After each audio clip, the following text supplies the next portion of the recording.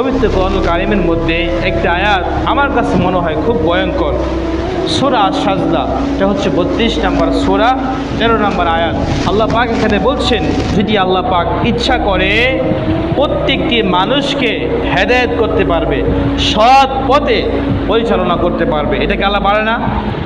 আল্লাহকে এটা পারে যে প্রত্যেকটা মানুষকে আল্লাহ পাক সৎ পথে পরিচালনা করবেন? আল্লাহ এটা পারে না? আল্লাহ এটা পারে। আল্লাহ বলছে, এটা যেমন সত্য, আমার এ কথাও সত্য। কি কথা? যে আমি এই মানুষকে দিয়েই জাহান্নাম পরিপূর্ণ করব। তার মানে আল্লাহ পাক যে আল্লাহ চাইলে পারত।